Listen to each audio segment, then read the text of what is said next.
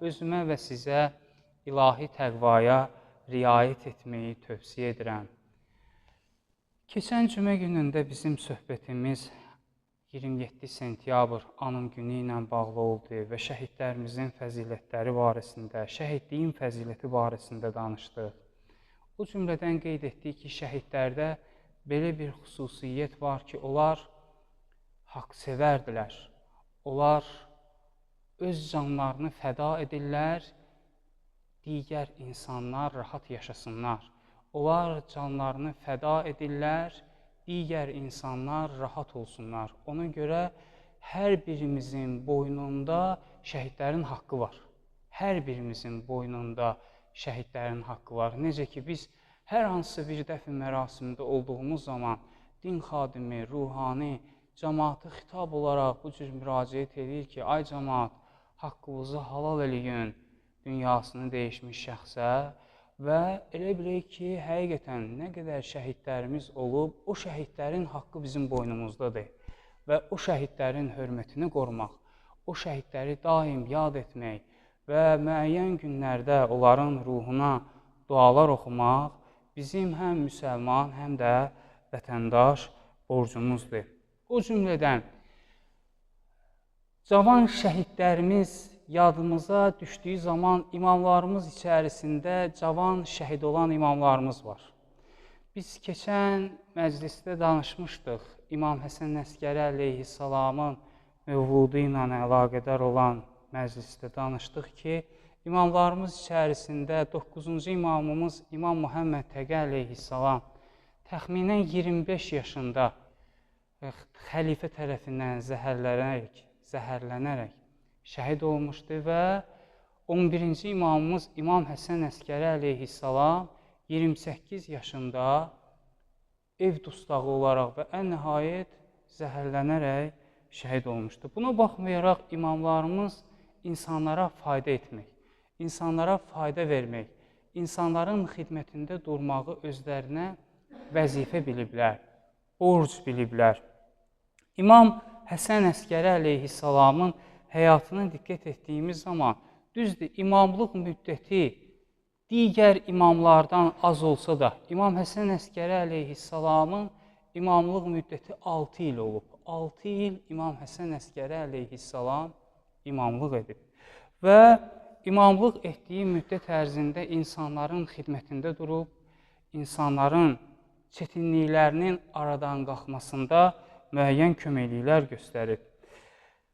İmamın tələbələrindən və yaxınlarından biri olub Əbu Haşim Cəfəri. Əbu Haşim Cəfəri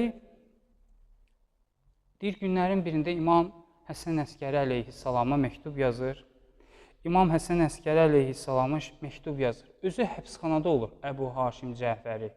Bilirik ki, həmin dövrlərdə imamın özünü, tərəfdarlarını həbs edirdilər xəlifə tərəfindən və hətta İmam Cəfər Sadiq əleyhissalamın zamanında yaxınlarından biri olan Zürarə var idi. İmamın tələbələrindən idi, dostlarından idi. İmam Cəfər Sadiq əleyhissalam onları qorumaq üçün bəzən onlarla soyuq münasibət göstərirdi ki, xəlifə onları həbs eləməsin və onlara müəyyən işgəncələr olmasın. Günlərin birində görür Zürarə yoxdur. İmamın tələbəsi Zürarə dərsə gəlmir. İmam onun oğlundan soruşur. Səhv eləmirəmsə Zürarənin Əli adında bir oğlu olur. İmam Cəfər Sadiq soruşur ki, bəs atan niyə dərsə gəlmir, görsənmir? Zürarənin oğlu Əli deyir ki, atam neçə gündür narahatdır. Dedi, nədir narahatçılığı? Dedi, narahatçılığı odur ki, keçən məclisdə atamla soyuq danışmışsınız, atam ondan nigaran qalıb və o səbəbdən nə yeməyində, nə içməyindədir. Ondan sonra rahatçılığı gedib. İmam buyurur ki, bəs həmin məclisdə xəlifənin adamları da iştirak edirdi. Mən diqqətin yayınması üçün ona diqqət ayırmadım. Diqqətin yayınması üçün ona diqqət ayırmadım. O mənim əziz tələbələrimdən biridir. Bəli, Əbu Haşim Cəfəri İmam Həsən Əskəri əleyhissalama məktub yazır həbsxanadan. Bir şəkautu ilə Əbi Muhammed. İmam Həsən Əskəri əleyhissalama həbsxanadan məktub yazdım, şikayət elədim. vəziyyətimdən şikayət elədim.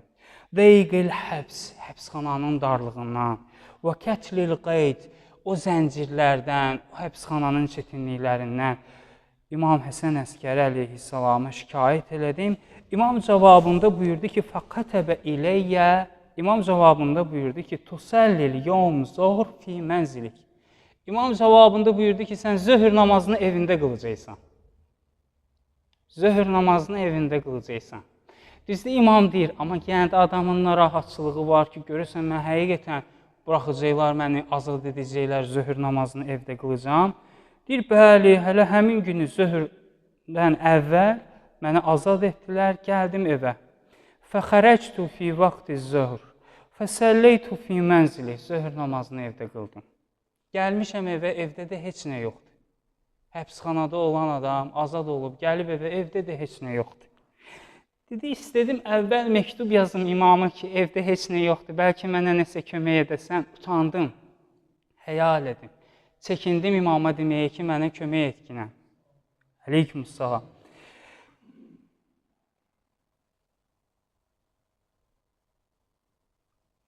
Və deyir, getdim imamın ziyarətinə. İmam Həsən Əskərinin evinə getdim. Getdim imamın yanına, sirtu ilə mənzili. Vəccəhə iləyyə bimiyyəti dinar.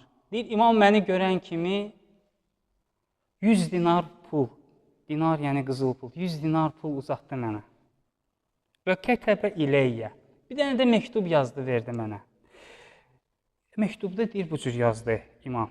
İza kanət ləkə hacətun. Əgər sənin nəsə ehtiyacın olsa,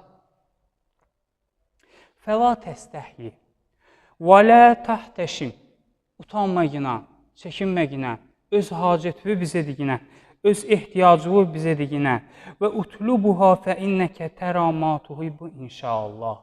İmam buyururdu ki, nə istəyirsən bizə diginə, öz ehtiyacından və inşallah ki, biz sənə kömək edəcəyik. İmam Həsən Əskəri əleyhissalam öz dövründə, öz zamanında insanların xidmətində durur və həmçinin insanların xidmətində durmağı da digərlərinə tövsiyə edir. Və eləcə də Əbu Haşim Cəfəri deyir ki, İmam Həsən Əskəri əleyhissalam günlərin birində mənə buyurdu ki, ey Əbu Haşim Cəfəri,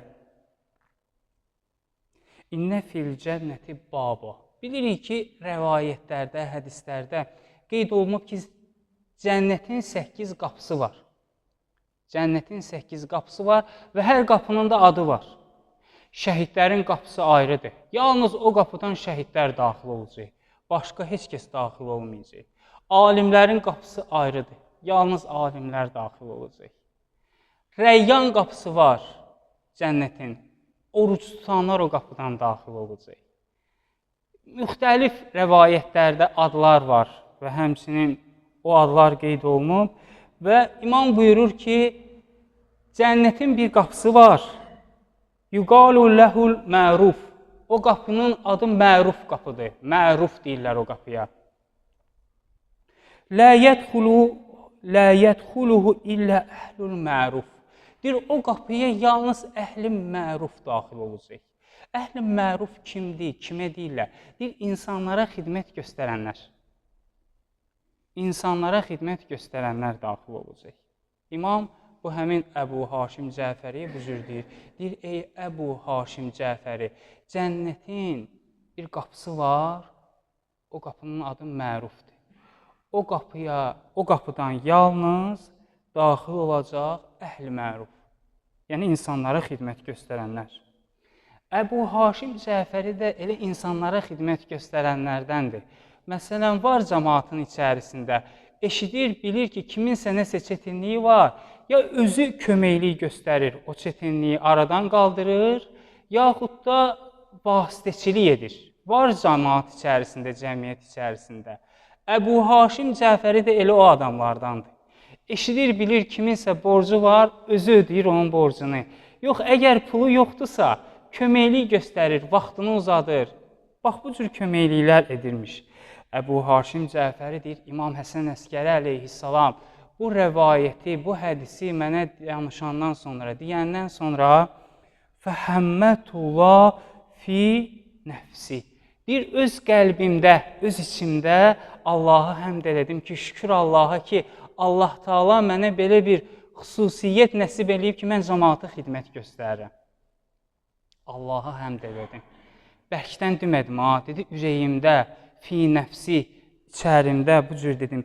Və fərəhtu və sevindim. Sevindim bu xüsusiyyətimə. Bima ətəkəlləfu min həvaicin nas. Allah Taala məni bu cürünə nemət nəsib eləyib ki, insanların ehtiyacını ödəmək üçün mən bu işi görürəm. Dedi, İmam fənəzərə ilək. İmam baxdı mənə, qal və buyurdu, nəəm. Bəli, dedi, mən bunu qəlbimdə keçirdirəm, ürəyimdə bunu hiss edirəm. İmam buyurdu ki, fədəm aləmə əntə aleyh. İmam buyurdu ki, ey Əbu Haşim, davam etkinən necə ki, sən bu cürsən. Necə ki, insanlara xidmət göstərirsən, sən bu cürünə davam etkinən. Fə innə əhləl məruf fil dünya, əhləl məruf fil axirə. Necə ki, dünyada əhl-i məruf olur insan, elə axirətdə də o cür tanınır. Axirətdə də o cür olur insanlara xidmət göstərən. Cəələkə Allahu minhum. Allah Taala səni o dəstədən qərar versin. Ya Əba Haşim və rahiməkə. Allah sənə rəhm etsin. İmam Həsən Əskəri əleyhissalam bax, öz dövründə olan insanlara da özü kimi insanlara xidmət etməyi, tövsiyə etməyi buyurur. Və hətta bugün şahid oluruq ki, həqiqətən əziyyət çəkən insanlar var dünyada. Dünyada əziyyət çəkən insanlar var. Hansı ki, onlara kömək olur, yardım olur, yardımın qarşısını alırlar. Yardımın qarşısını alırlar. Bugün mən xəbərlərdə izlədim, neçə Türkiyə vətəndaşı, neçə digər ölkənin vətəndaşları var. Gəmi ilə Qəzzaya, Fələstinə yardım aparırlar, bütün yardımları, humanitar yardımları saxlayıblar. Axı bu insanlıqdan kənar bir şeydir. Bütün insanlar etiraz edirlər, öz narazıçılıqlarını bildirirlər.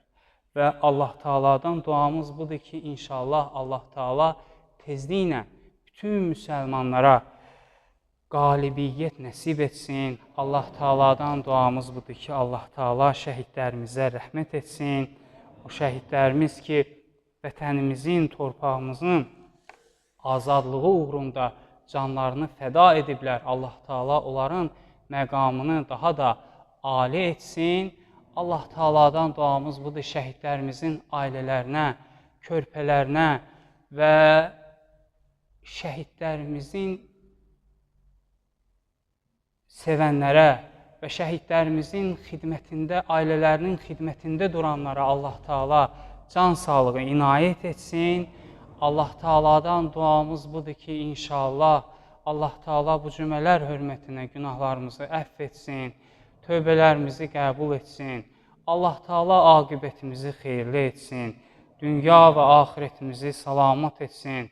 Allah Taala vətənimizin, dövlətimizin mənafeyi uğrunda çalışan hər bir kəsə yar və yardımcı olsun.